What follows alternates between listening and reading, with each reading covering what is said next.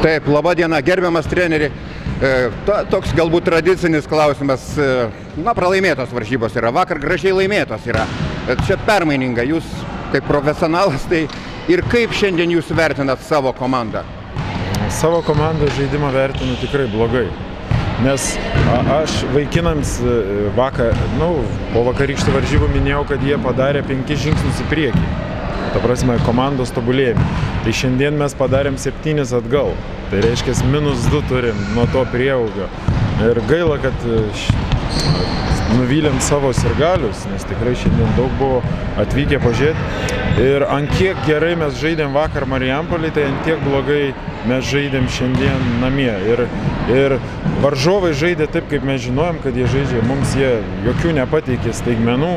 Jie tiesiog žaidžia tvarkingai, be savo didelių klaidų ir nieko nenustebino varžovai, bet mes, ką planavom, mes nieko nepadarėm šiandien. Aš Patriko klausiau, vieno klausimo paklausiu ir jūsų. Žiūrėjau žaidimą, tikrai trūksta labai nedaug. Kas jūsų manimų šiandien, gal psichologija truputį, ar tiesiog technika, ar nedadirbta, kur yra? Aišku, tinklinis yra žaidimas vyresnių žaidėjų, nes jeigu paimti pasaulį geriausius atletus, tinklininkus, tai jie geriausia tinklinį pradeda žaisti artėjant 30-mečiui.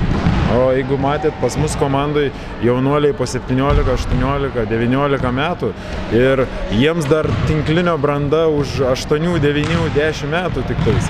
O varžovo komandoje yra žaidėjų, kurie jau žaidžia daug metų ir tas amžiaus mano kriterijus paminėtas atitinka ir būna situacijų, kai jaunatviškas tas entuziazmas jis pakiša koją. Ir šiandien mums visose situacijose pakišo koją ir tiesiog jie siūlė mums vyrišką žaidimą varžovai, o mes negalėjom atsakyti vyriškų žaidimą.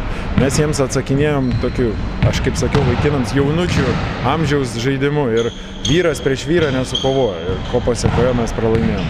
Aš čia netyčia sužinojau, jūs esate iš Kelmės, kur tinklinis tikrai yra, pas mus galbūt krepšinis tokiam lygiai yra mylimas, kaip dar gal nedamylim mes, taip sakant. Jūs tikit mūsų komandą, nepaliksit Raseinių komandos, perspektyvą žodžiu?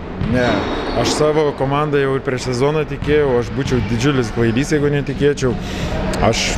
Aš manau, kad aš šiai dienai turiu 13 geriausių vyrukų Lietuvoje, su kuriais tiesiog reikia labai gerai treniruotis, atlikti darbą, tobulėti ir eiti į priekį. Tikrai nepaliksiu.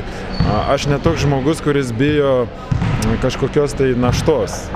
Sakykime, ten jauna komanda, čia pralošia ir bėgu iš to traukinio. Ne, tikrai ne, aš didžiuoju savo komandą, žinau, ką reikia pataisyti ir tiesiog reikia su vyrais susėsti, pakalbėti ir treniruočių procese tos dalykus ištaisyti.